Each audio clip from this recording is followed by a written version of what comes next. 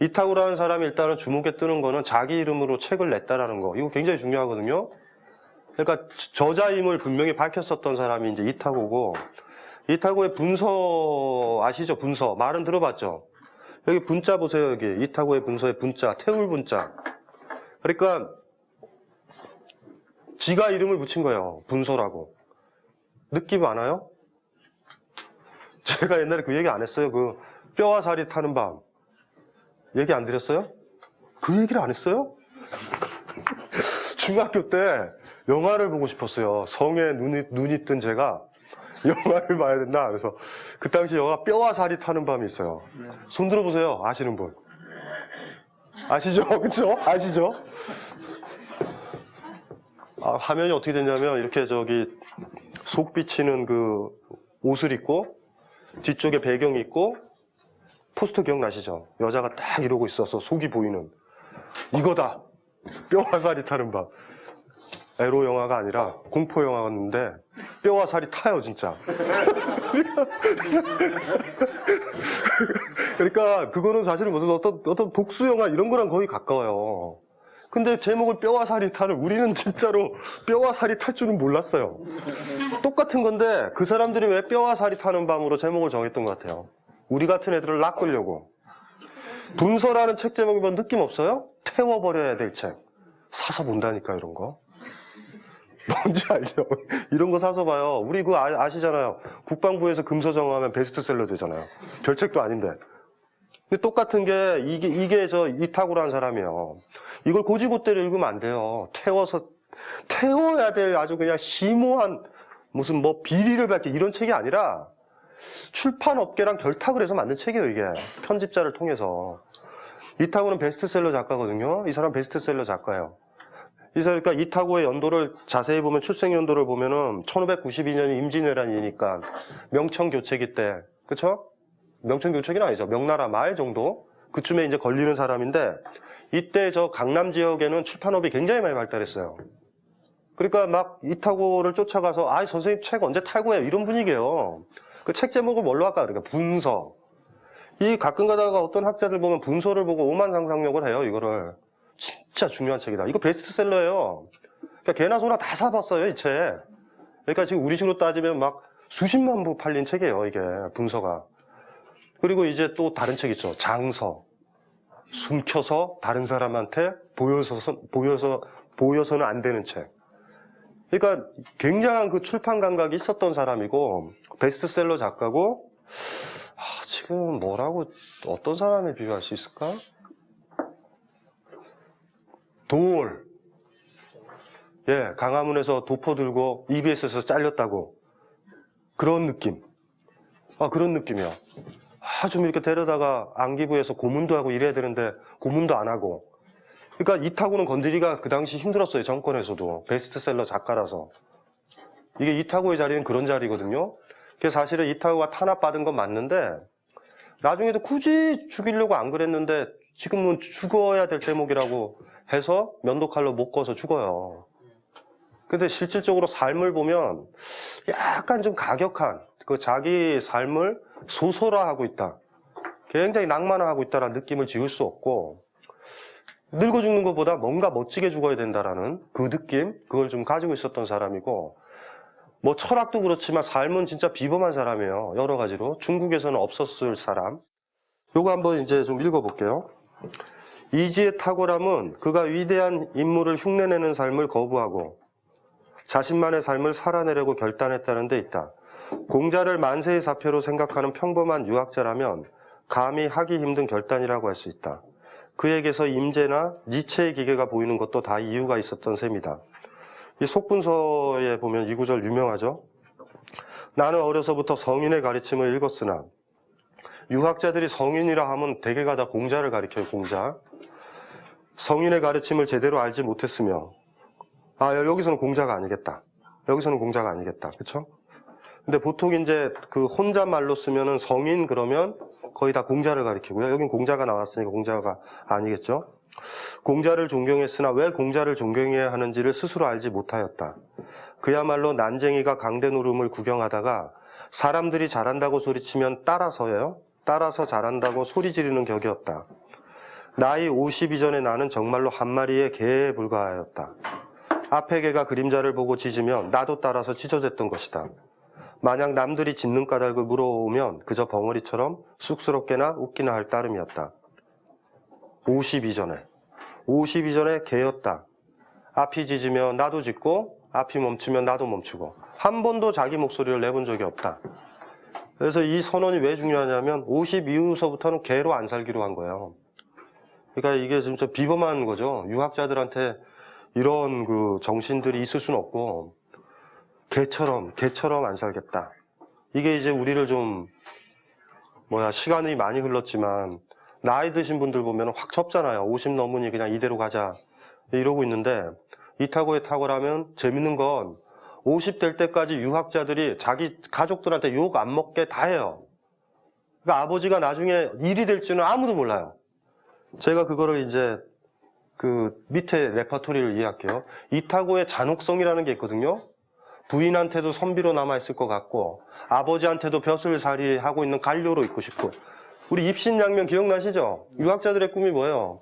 자기가 죽었을 때 학생 부군 신의가 쓰여지면 안 되죠. 여러분들 아버지나 할아버지 다 학생 부군 신이잖아요. 간직은 없고 주구장창 배우기만 했다. 근데 그거거든요. 영의정 뭐뭐뭐뭐 이거 하나 있어야 되거든요. 이타고는 아버지가 원하는 거 다 해요. 뭔지 알죠? 아버지가 죽을 때 부인이 떠나갈 때 딸 시집 보내고 다 접어 던져요. 그때가 50대예요. 그러니까 부인도 이타고를 몰라요. 이 남자가 어떤 사람인지. 그러니까 진짜 무서운 게 뭔지 알죠? 50년간 주변의 인척관계가 정리될 때까지는요. 진짜 광대처럼 살아요. 철저하게. 과거시험도 그래서 보고 뭔지 아시겠죠? 그대로 계속 살다가 이렇게 보는 거죠. 이제는 부인도 죽고 정리될 거 다 정리됐다. 이제는 내 길을 가겠다 하면서 이타고로 등장하는 거예요. 율곡 기억나시죠? 그 우리나라에서 자랑하는 최초의 마마보이거든요. 율곡이라는 사람이. 어머니한테 꼼짝 못해 신사임당한테. 누누이 얘기했죠. 우리나라 화폐에 5만 원짜리에 신사임당이 있는 건 정권의 음모예요. 제가 봤을 때는. 왜냐하면 그 사람은 강남 아줌마의 표본이거든요. 신사임당은요. 자기의 욕망을 실현하기 위해서 남편한테 올인했는데 남편이 다행스럽게도 자유영혼이에요. 자유영혼 뭔지 알죠? 과거 시험 공부하러 갔다가 좋은 이렇게 고개를 넘다가 풍악이 울리면 그곳으로 가시는 분이에요. 그리고 집에 돌아오셔서 신사임당한테 이렇게 얘기하죠. 공부는 아무 데서나 해도 돼. 특히 공부 못하는 아이들이 항상 하는 거. 너 왜 도서관 안 갔어? 집에서 할래요. 집에서 뭐 하냐면 되게 자요. 율곡 두 슬라에서 그래서 제껴요. 신사임당의 목적은 가부장제 사인이 정경부인 되는 건데 남편은 안 돼. 자유영혼이야. 얘 제끼고 그 다음에 형인가가 있어요. 제가 알기로. 형이 아버지를 닮았어요. 신사임당한테 끔찍한데 둘째 아이가 되는데 율곡이요. 지를 닮은 거예요. 자 이제 형 교육했다는 얘기 신사임당이 들어본 적 없어요. 선택과 집중. 강남 아줌마들이 하는 얘한테 막 올인을 해요. 그래서 율곡이라는 사람이 구도장원군이라죠. 9번 전국 과거시험에 수석을 해요. 사법고시를 9번 봤다면 9번 수석을 해요. 그걸 사랑해주는 게 신사임당이고 안아준다. 어머니를 위해서라면 뭐든지 할 수 있어. 이게 저 율곡이거든요. 율곡한테 언제 위기가 오겠어요? 어머니가 죽었을 때. 그때 율곡이 머리를 깎아요. 이 존재 이유가 없잖아요. 존재 이유가 없어요. 그러니까 그 9번 과거시험 답안의 쓰레기성이 거기서 나오는 거예요. 진지한 글이 아닌 거예요. 그러니까 모범 답안 가지고 막 쓴 거예요. 막 그 머리를 깎고 글 읽어보면 막 유학자의 기계서부터 우주론이 막 장대하게 펼쳐져요. 지금도 율곡이 이제 노론 계열의 두목이니까 율곡 좋아하는 사람은 막 이 천재성을 보라 이러는데 머리 깎았는데 뭐 아무 의미 없어요. 9번 과거시험 잘 봤던 거에 글을 읽어보면 머리 깎을 애는 아니에요. 유학으로 가야 되고 불교 비판하고 형이상학도 신유학이고 유학 형이상학이거든요. 머리를 깎고 가다가 거기서 이제 어른이 되는 거예요. 어머니 없이 홀로 쓰기. 그러니까 여기서는 못 있는 거예요. 주류 사회에는. 그러니까 머리 깎고 스님이 됐다가 돌아오죠. 그때 돼서야 율곡은 율곡이 돼서 돌아와요. 그때 우리가 알고 있는 율곡은 그때죠. 그러니까 신사임당이 빨리 죽은 거예요. 더 오래 살았다면 30에 머리 깎고 들어가면 못 나왔을 수도 있어요. 그 10대 후반, 20대 초쯤이거든요. 이 율곡한테 쫓아다니는 자익이라는 레떼르는 거기서부터요. 그러니까 조선조 시대 때 불교 관련된 게 자익 인사들이에요. 자익. 그래가지고 율곡 탄압하는 상소문만 올리면 한때 머리를 깎았던 율곡이에요. 이거 무조건 들어가는 거야.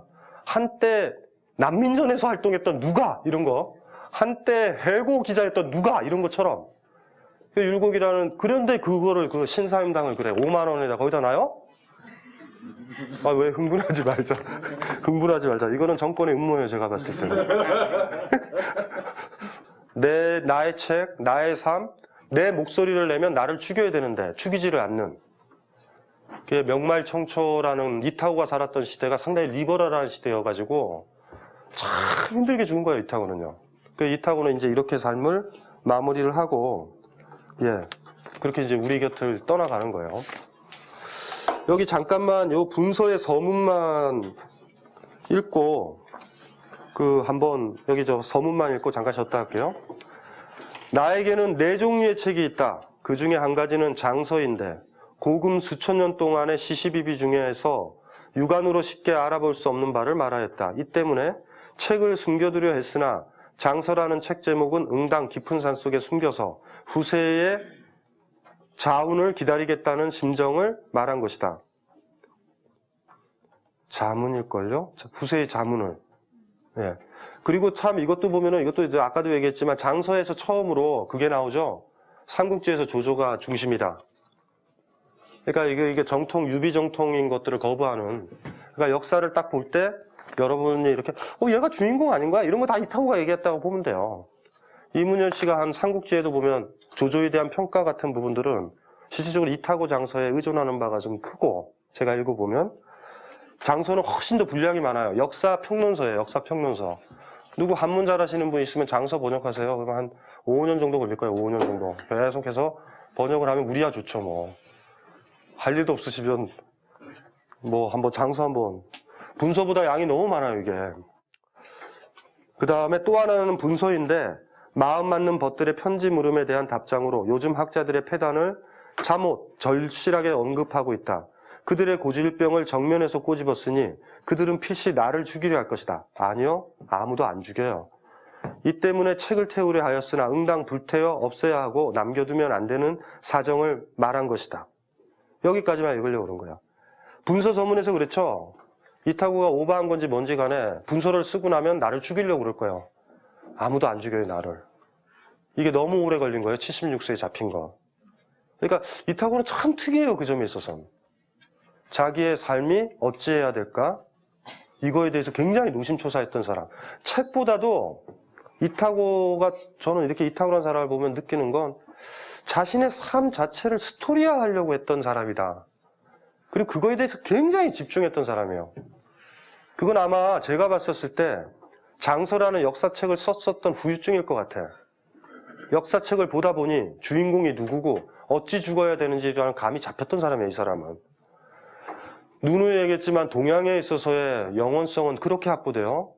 내가 어찌 가야 될지, 내가 어떻게 기억돼야 될지, 이거 믿고서 공포에서도 이겨나요. 고문에서도 이겨내고. 그래서 성산문 기억나죠? 수양대군한테 나으리 그만 욕보이고 죽여달라고. 죽이면 내 이야기는 끝나는데 자꾸 살아서 벼슬 할래? 벼슬 할래? 이러면 스토리가 안 되잖아요.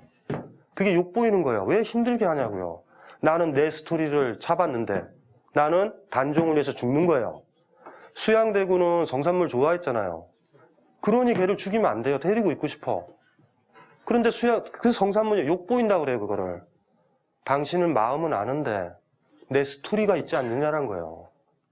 그래서 나중에 성산문을 진짜 아끼면 수양대군이 죽이는 거예요, 그래서. 악역이 되는 거죠. 악역이 되는 거예요. 나는 악역으로 남을 거고 너는 주인공으로 남을 거예요. 죽으면서 성산문은 어땠을까? 스토리가 완성되는 거예요. 죽음이 두려웠을까? 아니죠. 이상한 사람들이죠. 그쵸? 소설 같은 이야기인데 옛날 사람들은 그래서 역사책을 받고 사기를 받고 역사책을 보면서 자기 캐릭터를 만드는 거예요. 살다 보면 자기가 수양대군 역할을 해도 돼요. 그래서 보면은 어떤 그들의 해고들을 보면은 아, 내가 이 역할을 맡았다라는 거에 자조감이 있어요. 글을 읽다 보면. 알죠? 폭군인데도 폭군이잖아요. 하다 보니 폭군 캐릭터가 된 거야, 자기가. 그럼 죽일 수밖에. 죽이면서도 알아요. 에이, 죽여야지. 내 역할이 여기고 나는 이렇게 기록될 거다. 그러니까 이런 어쨌든 간에 역사적 서술의 보편성이라고 그러나 내가 어찌 기록될 거라는 보편성이 동양의 한 정신이고요. 동양의 선비들을요, 초월적 종교가 없어도, 천국이 없어도, 극락이나 이런 게 없어도 당당하게 할 수 있는 거는요, 내가 역사에서 영원할 거라는 이 생각 하나. 지금 우리 시대의 지식인들과 여러분들이 다 반성해야 될 부분의 하나. 초월적 종교가 없어도 내 이름이 어찌 기록될 것인가? 내 아들이 나의 행동을 어찌 기록할 거고 내 딸이 나의 행동을 어찌 기록할 것인가? 2011년 지금 험난한 이 세상에 엄마는 그때 뭐 했어요? 라고 물을 때 뭐라고 얘기할 것인가? 이거예요.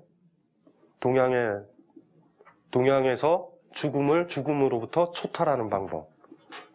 순간의 고통이죠, 다. 뭐가 중요해요? 내가 어찌 남느냐라는 건데. 이게 이제 우리한테 없어진 거예요. 요 정신이. 그러니까 개나 소나 말 다 바꾸잖아요. 싹싹싹싹 바꿔요.